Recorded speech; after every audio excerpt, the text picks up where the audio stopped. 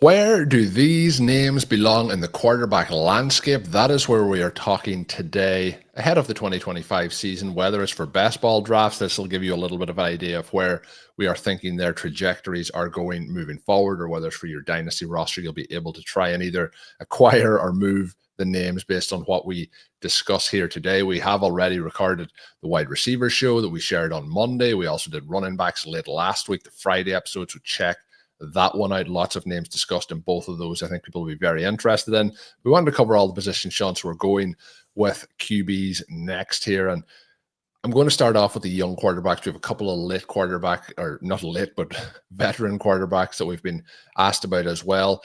So starting off with the young names and getting them on the board, Shawn, one that I think has surprised people a lot this season based on how his rookie season went, how his second season went, and especially how he came on down the stretch. I mentioned to you, I think after one of the shows recently, it was after his touchdown to Tommy Tremble, where he turned around, puts his hands in the air before Tremble has even caught the ball to signal the touchdown to the umpire behind him. But Bryce Young is almost like a different person in terms of what we've seen even earlier this season prior to Andy Dalton coming into the lineup. Then he comes back in and really the team rallied around him down the stretch.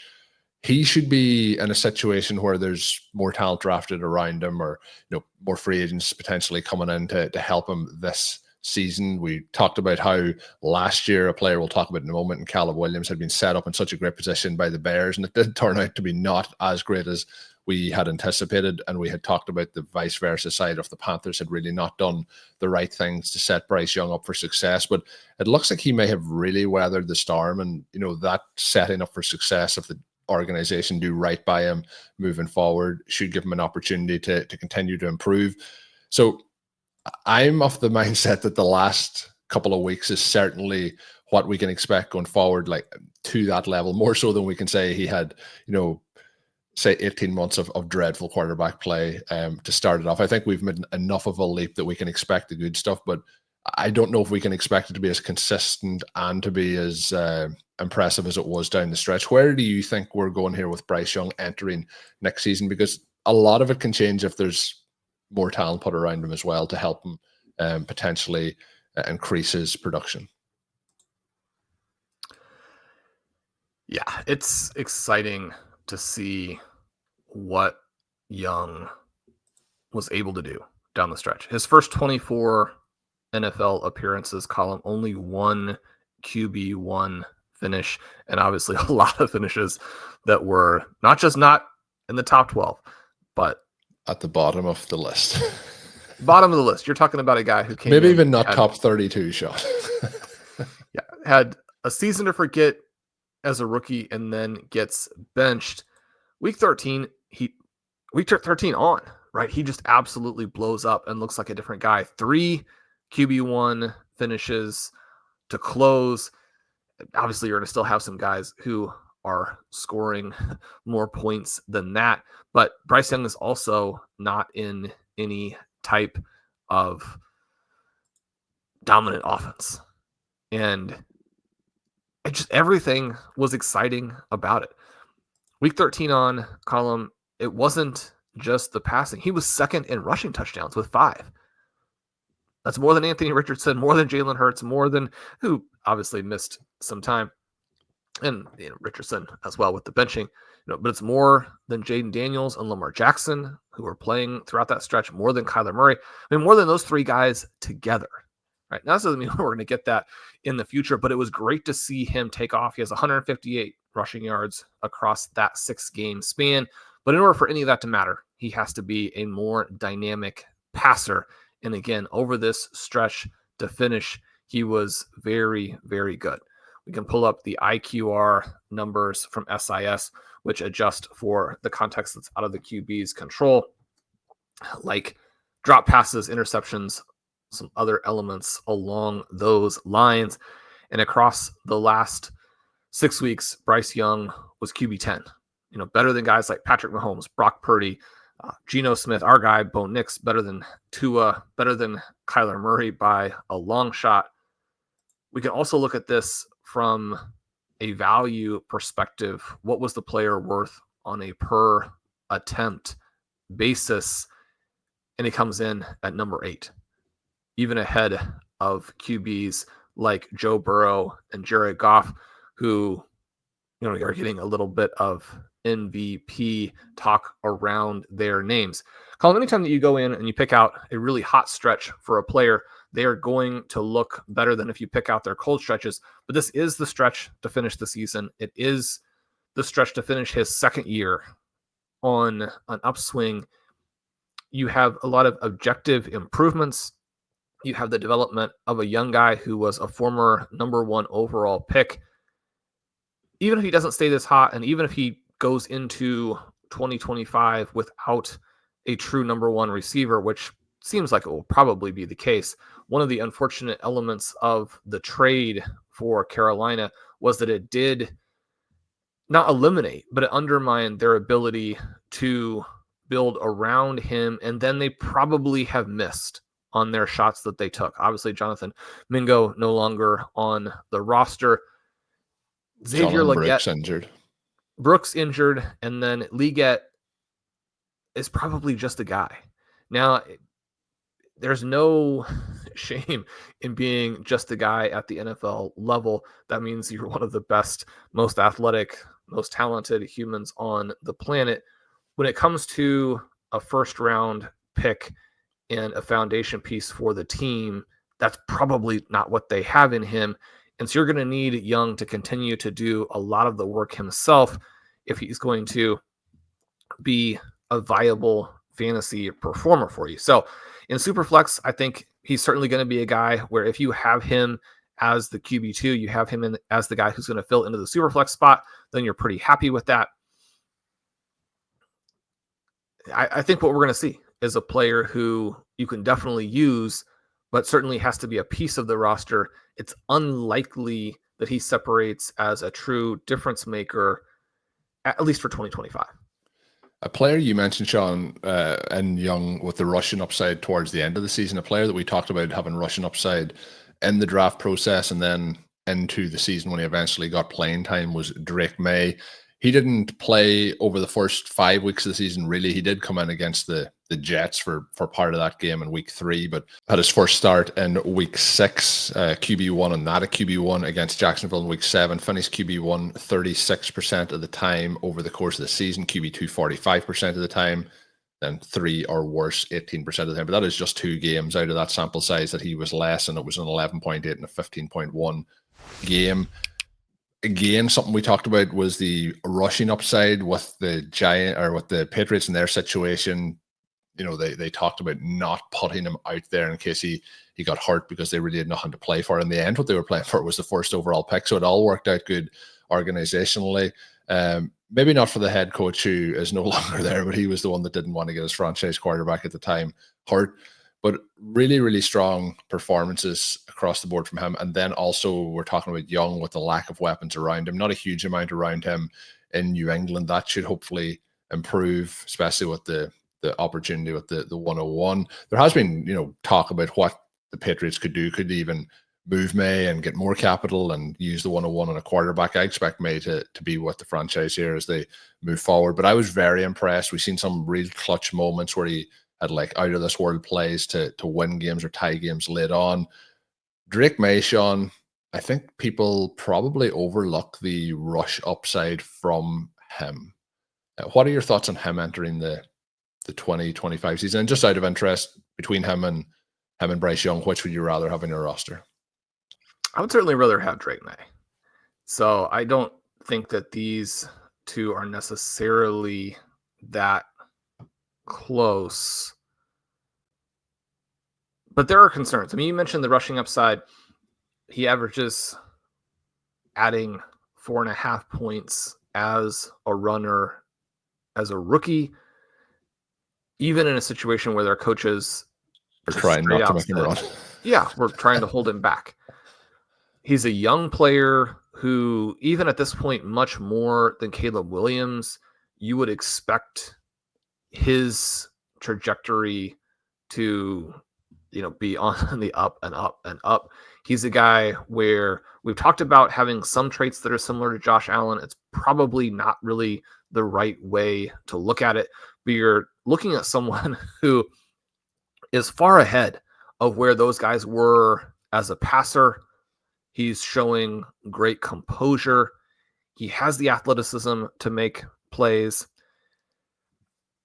Maye seems like someone who's going to be a very high floor, even in this apocalyptically bad Patriots sort of organization / offense. As a rookie, he had a high floor. I do have some concerns over the long term about the ceiling.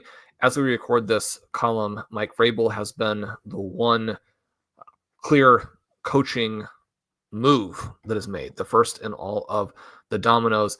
I think he's going to bring a lot of competence to this organization. I think that he will turn the Patriots into at least an occasional playoff team. I think you're looking at the situation there, similar probably to the situation with Mike Tomlin in Pittsburgh, where you get great leadership. Maybe you don't have enough of an offensive mindset in terms of trying to figure out how we can go score an absolute ton of points. At the same time, the offensive coordinator change in the middle of last season for Buffalo was Sean McDermott basically saying, I don't trust the offense. I don't want to take risks. I want to go into a shell. We'll see if we can somehow win that way. And then Josh Allen saying, I'm going to be the most unique player of all time, and you can't limit me. I'm that good. The thing with Maye is that he's ahead of where those players were, but even with that being the case, you certainly wouldn't expect him to develop that type of ceiling either, even before you get into some of the offensive context types of things. The Patriots have been an incredibly bad receiver drafting organization. They've also been extremely unlucky. They've been so snake bitten that at some point you almost assume that they'll hit on a couple of like 6th round picks and be off to the races. But even within that column, they've resisted just making the straightforward play, in that they did stumble into a Jacoby Myers and they're like, nah, we prefer to have Juju Smith-Schuster. I mean, insane decisions like that are how the most legendary coach of all time gets fired and ends up in college football. I think there's still pressure on the Patriots organization to prove that they have the right minds in place to come out of this sort of mini dark ages that appears to be the result of hubris infecting the organism over a large number of years. Yeah, that's a fair way to put it. Shawn, we have 2 more rookies that I want to talk about, and I think it's to try and be fair. I'm going to balance this out, and I'm going to go with Williams next, Caleb Williams, that is. And the reason for that is when we look at his season overall, there's a lot of, like, pulling up the tools here on the site and pulling up the NFL Stat Explorer, there's a lot of red in the graphic, which means QB3 or worse. But there is also the exact same amount of QB1 weeks. So there's 35% QB1 weeks, 35% QB3 or worse, and then 29% QB2. Like, when we look at some of the numbers, there's, multiple games plus 26 points. There's a 30.9 game, there's a 30.3 game, 28.7, 28.1, 28.6. Like, there's some really big weeks throughout the season for Caleb Williams, but then there is some really, really tough games. And the other thing is, like you mentioned with some of the players, when we're looking at the running backs and the eye test, and like there was a lot of games where he was completely failing the eye test. But when we look back on the season as a whole, there was still some very big fantasy scoring weeks in there, and it's trying to balance that plus what happened this year, plus Keenan Allen's a free agent this year. Will he be back with the team, and how the rest of the organization moves around with it? What is the outlook here for Caleb Williams? And as tough as we were on the team, the offense, and what they were doing in 2024, is there still a lot to be optimistic about in 2020? Like, again, we talked here about Bryce Young and how bad his rookie season was. This season was tough for Caleb Williams, but it was far superior than anything we've seen from Young in his rookie year. So, making that second year leap. What's your thoughts here for Williams entering 2025? I think you set that up really well, because it hints at both big time upside and concern that you'll continue to get such erratic play that it makes it difficult, even in Superflex, where you're more or less going to have, your top guy and maybe your top couple guys as plug and play options, where you're going to play them across all of these weeks of the regular season. And maybe that balances out, certainly in a deeper format. Perhaps you're just simply looking for the total number of points. It's so difficult to say about Williams because on the one hand, the throws themselves are not necessarily that bad. He's middle of the pack in terms of on target percentage. He has a throw depth that, again, is not extremely deep, but isn't just simply dumping the ball off every single time. This is, again, looking at kind of that last third of the season. What is he doing down the stretch, even during this time period that he struggled? He's able to throw touchdowns. We know that he has taken a lot of sacks, but some of that is about extending the plays. The sack percentage across that last 6 weeks was the worst in the NFL. You've got to start avoiding some of those. The issue I think that you have when you're talking about floor for Williams, and this was something that came up in sort of writing the Rookie 101 series where I was talking about the athleticism from Williams. The athleticism, including as a runner, is almost off the charts. His evasion rate is super high, and yet there's a reluctance to get downfield. So from a fantasy perspective, he doesn't add, and as a rookie, he didn't add as many points with his legs as you would really like to get, certainly from a runner who's taking a lot of sacks, and certainly from a player who looks befuddled as a passer. You don't really want both of those things to be the case at the same time. If you don't have the passes, get out there and run the ball. Even when you consider what he is as an asset to the organization, I think we're going to find a 2025 approach that encourages him to run more. Right? It's going to be difficult for the Bears organization to look at what Jaden Daniels has done, where they unleash him as a runner across the last month, and it takes him even to another level. I mean, Daniels already at this level that is insane for any QB, much less a rookie. I think that you've got to pursue that a little bit. And then so much is just going to come down to coordinator and what the Bears organization is going to be like in the future. Colm, coordinators, I think, can often get too much credit. You look at the trendy names each and every year, and most of the time, they're young minds who have stumbled into these incredible situations. But we do know that coaching matters at the NFL level. And even if it's the case of simply being good, simply being average, average is probably pretty high, right? What really stands out is when you have a coordinating situation like Chicago had, where you have one of those 5 to 10 coordinators who can't get the job done at all.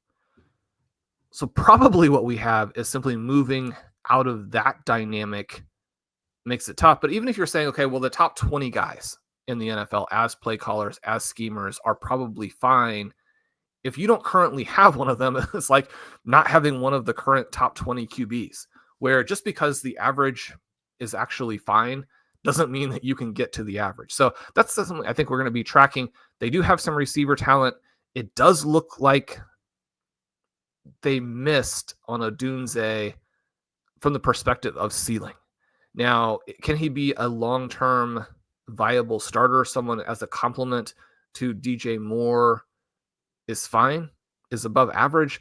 I think that's still very much an open question. But it's a similar argument to the argument for Williams, where even within this context, you would have expected him to have been better. You would have expected the two of them to be better together.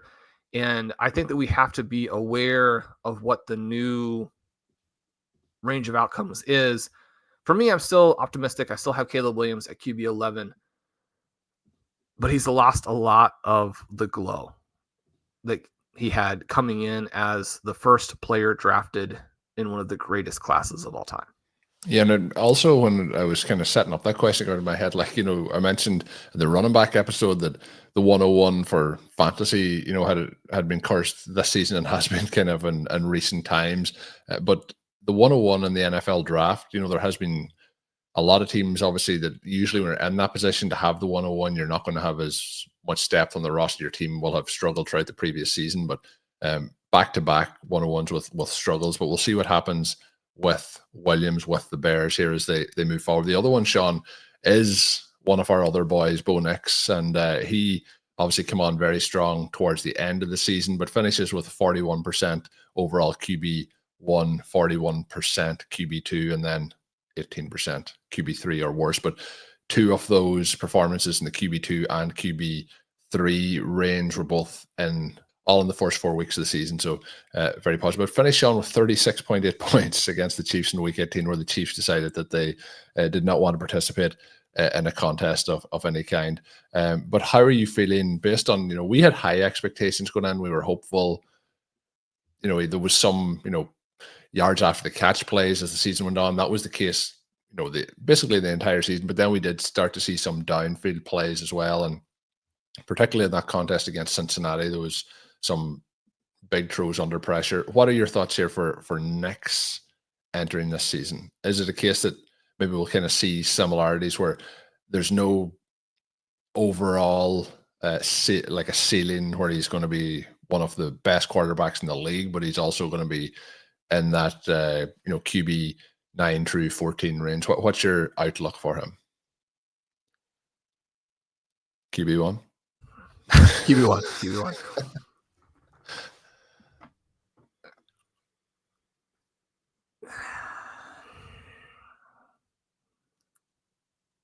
Colm, what's your outlook? I think based on what we thought coming into the season, this season may have been like almost, it's definitely in one of the highest ranges of outcomes in terms of how well it could have went with the pieces that were around him. But I also think that the team has a lot of issues in terms of their offense. Like if Cortland Sutton, Mims come on down the end of the season, but there was a lot of like misfirings with him and Franklin. We joked about it many, many times. They eventually connected in the playoffs. I think, again, like all these quarterbacks, there can be more offensive pieces put around them as they move forward and help them. The running game became almost non-existent as the season went along. So I think there's, again, the possibility for him to, I feel like, stay in this range of scoring where maybe the QB 3 weeks kind of disappear and he's a high-scoring QB on a weekly basis. His bad games are in that 17, 18 point range, and then his ceiling's probably in the 30 to 35 point range, but that's obviously those ceiling weeks. So I'm trying to keep it and trying to keep the lid on and not be overly excited, but I also think there's room for the rushing, a bit like we talked about with Drake Maye, to become a more impactful part of the game, because we've seen, again, it was against the Chiefs, we've seen it against the Bills, where there is the potential for those really long, explosive runs, which, points of the season, we just weren't seeing him rushing the ball at all. And I think that's something that, as they put all the pieces of this offense together for 2025, I think we'll see more designed runs for Bo Nix. And that obviously increases that floor dramatically from what we could see in 2025. He also has Sean Payton's obviously patented Drew Brees kind of jump over and get those QB sneak touchdowns as well. So there's lots of ways that he can still put up additional fantasy points and not necessarily have to be as efficient. But as a rookie heading into his second year, some of that efficiency should also increase. Yeah, you're talking about a high floor, potentially high ceiling quarterback. You mentioned the rushing from weeks 8 through 14, so kind of the main chunk of the season as he's starting to elevate dynasty managers and Superflex who are playing him as he's starting to become a viable starter in redraft. If you missed on a QB or your QB got hurt, 8 rushing yards per game in that stretch doesn't do anything for you to add on. But then that last month, he averages over 30 rushing yards per game. You mentioned the playoff performance as well. It's unlikely that he is going to jump into the elite rushing QB category, and probably the coaching staff doesn't even want that. But one of the things that you can see with Nix that will likely come to fruition in the future is that he's one of these guys who can extend the plays with his legs, extend drives by converting third downs in those key moments, which, I mean, Josh Allen is Josh Allen. He's a unicorn in a lot of ways, but the ability to repeatedly pick up difficult third downs because you can either run or you can extend the play and throw long gains or touchdowns. For example, the one that we discussed so much last week to Ty Johnson, all of those types of plays. And the other thing I meant to mention when I was mentioning the yards after the catch, highlighting that as something that people use to try and take away from what Bo Nix did this season. But one of the things that he did is in terms of air yards, he threw the 6th most air yards in the NFL, but the 17th most completed in terms of the overall positional rank. So 4,100 yards throwing, 1,700 yards. But a lot of those, Shawn, felt like they were pretty close to being completed. So we're looking at, a lot of the plays are around the line of scrimmage, but there's also like that there can add a huge element to this offense if we can start. They're obviously lesser percentage, lesser possibilities for those to be completed, but it also adds a huge upside to this offense.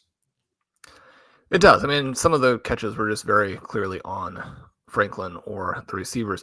But what you get with Nix is not just the ability to scramble to extend drives, is that his ability to throw on the run outside the pocket is among the best in the NFL. So that gives you a lot of additional options. We watched the deep balls. There were a few that fluttered, which is going to be the case with most guys. I mean, how aesthetically pleasing the deep ball is less important than how accurate it ends up being. Patrick Mahomes, we know where he is, and he consistently missed Xavier Worthy this year. Not everybody is going to be Jaden Daniels, who effortlessly hits every single receiver at any depth or route in the playbook. You get the long pass again in the wild card game. I don't think there are any huge limitations for Nix, and there are a lot of big strengths.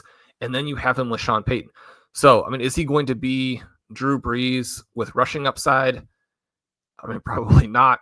Is he going to be someone who's very consistently in that QB 10 range and allows you to accomplish everything else you want to accomplish with your roster based on the price that you originally paid and probably the prices that you'll be able to pay in the future? I think he's going to give you upside still from what he costs. The final two players, Shawn, I want to mention are both veterans. They're, different reasons they missed time this season, one being Dak Prescott, the other being Tua. And if you look historically at what their numbers have been over the past number of years, and really whether you want to go back more years than I have here, I've gone back 3 years for Tua. He's been a QB1 39% of the time with a lot of high scoring weeks and then 49% QB2. Very, very strong showings over the course of the last 3 seasons for him. Obviously, there's some dynamics that are changing in that offense, but unfortunately, he has more than just the, if we're looking at performance and how that will work out, the concussions are obviously of a huge concern for him. We know that will happen this season. Does that mean that it's somebody who you'd rather not roster moving forward? Be kind of my question with him versus the upside of what they can do. And obviously, there's conversations around, does Tyreek Hill want to be with the team or moved on this coming season? The other one being Dak Prescott. Shawn, I was kind of baffled when I went back and looked back as far as 2021.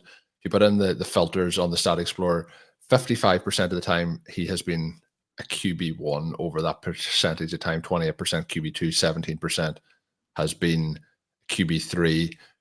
When we move it then, and that's factoring in obviously the time missed this season, but those numbers kind of increase. If we look even back to last season, it was at 48% QB1 over the course of the season, started last season slow through week 5, and then went on an absolute tear from week 6 all the way through the end of the season. Was a QB1 every week except for 2 weeks, had 2 QB1 seasons this season before his injury, although one of them was only a 19-point game and low kind of QB scoring week in week 4 of this season. But there was some concerns with how that team, how the offense were playing through Prescott's time as QB this season, they really kind of fought back and battled back down the stretch of the season.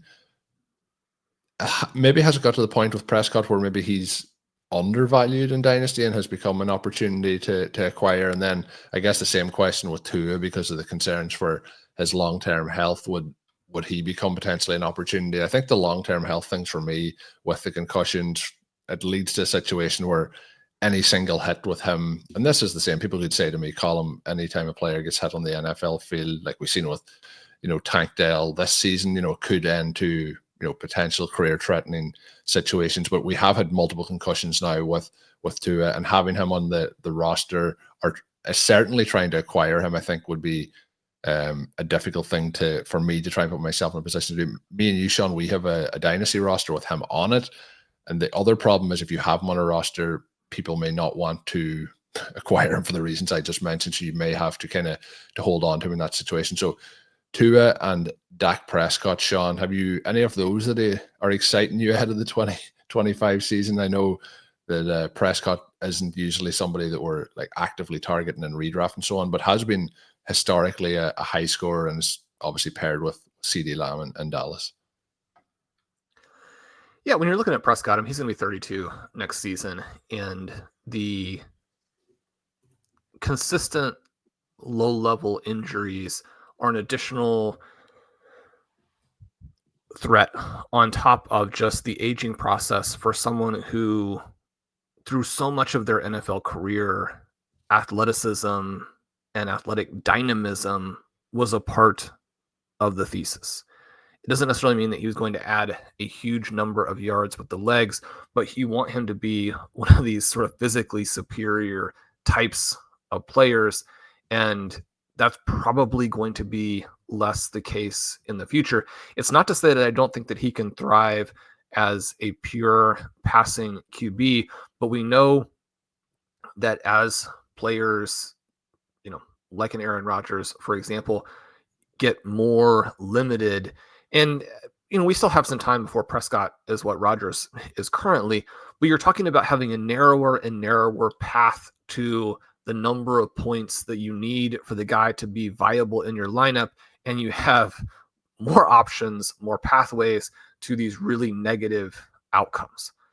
You look at Dak Prescott, he was still very aggressive, pushing the ball down the field this season. He wasn't particularly accurate on those targets. He didn't have good numbers in adjusted yards per attempt. You're talking about falling in the same category as Caleb Williams and what Bryce Young did for the full season. You're talking about a guy who was, worse than Mason Rudolph, worse than this version of CJ Stroud, but also worse than Cooper Rush, who again played the position a little bit differently, didn't attack as vertically, still had some concerns with the on-target percentage for him there. I think what you got with Prescott and what you got with the Cowboys in the early part of the season was fluky to the downside. But when you look at what they have, and when you look at a team that gets more one-dimensional, that has CeeDee Lamb and nothing else, that was willing to go into the season, similar to the Chiefs, where you have this arrogance, like we don't even need to have a running back. Now, having said that, again, just a little note that Dowdle did play well, right? But you have concerns about how things are structured and what that is going to mean for the guy at the helm. I think we're swiftly kind of shifting into the time period where there's more risk than reward with Prescott. But again, to kind of get a little context for what that really means, I have him just below Stroud and Lawrence. I have Prescott and Tua in the 19 and 20 range for QBs respectively. If you can get them cheaper than that, I think they're a great way to fill out the back of your roster. I don't think that they're necessarily buy lows that you want to attack unless it's really low. One of the things that we're looking at for Tua, in addition to what you described with the injuries, which in some ways I'm not as concerned about, but it has been a problem with some rosters. We were talking this year, Colm, about just the extraordinary success of the dynasty teams based on having hit for several seasons on prospect analysis. One of the teams that didn't accomplish what we were hoping was the team I had with Ben, where Tua is kind of the main QB there. And once you start to lose guys to injuries, it does cause problems for you. If you think that they're going to be consistent, that hole in your roster is a big hole, right? The QB is one that you can't really with anybody go out and say, okay, well, we're definitively going to have this guy. He's going to play 17 games, not just this year, but every year we're going to be fine. I mean, Lamar Jackson, one of the reasons that he is such a not just reality, but fantasy MVP for folks right now is that he was actually healthy. When he went through multiple seasons where he was very frustrating because he was not available to you down the stretch. But in addition to those things that you articulated, he also was someone who was far less dynamic this year. That's part of the reason beyond simple record that Mike McDaniel was supposedly under fire there in Miami. I mean, Tua's ADOT dropped to the shallowest there in the league. And that's one of the reasons we got so many passes to, well, I mean, the causation in some ways runs the opposite direction, but so many passes to Achane, so many passes to Jonnu Smith, because they were no longer really able to find Tyreek Hill the way they have done in the past for these deep shots. And then Jalen Waddle just disappeared entirely. So Waddle, someone we'll discuss on the wide receiver show. I'm a believer in Mike McDaniel. I do think that some of the things that I just think you want to, when you know you have competence and potentially well above average performance, you want to buy low and you want to not chase when it's super high. One of the things that we had going into the 2024 season was that anyone in the Shanahan system, all of those branches of the tree were extremely expensive. We had a bunch of those coordinators / head coaches struggle in a variety of ways this season. And yet we also got a couple of the big upsets in wildcard weekend from those coordinators as well. If you have some of these minds who have a good track record and they have players like a Tua Tagovailoa who, when healthy and when able to establish some continuity, has been able to successfully pull the trigger. Yeah, if you get the buy low price, I'm still fine taking it. It's simply a case where, again, where we might think of as the middle for Tua has been hurt quite a bit by not just the injuries, but the performance in the 2024 season. And that's where we're going to leave this one, talking about the quarterbacks. Hopefully you've enjoyed it. We are, as I mentioned, doing a series, running backs, tight ends, quarterbacks, and wide receivers. You can check them all out on the RotoViz Overtime podcast feed. Once they are released, make sure you're subscribed. You'll get those notifications. My name is Colm Kelly. You can follow me on Twitter at @OverTimeIreland. My co-host is Shawn Siegele. Check out all of his work on rotoviz.com. And until we are back, have a good one.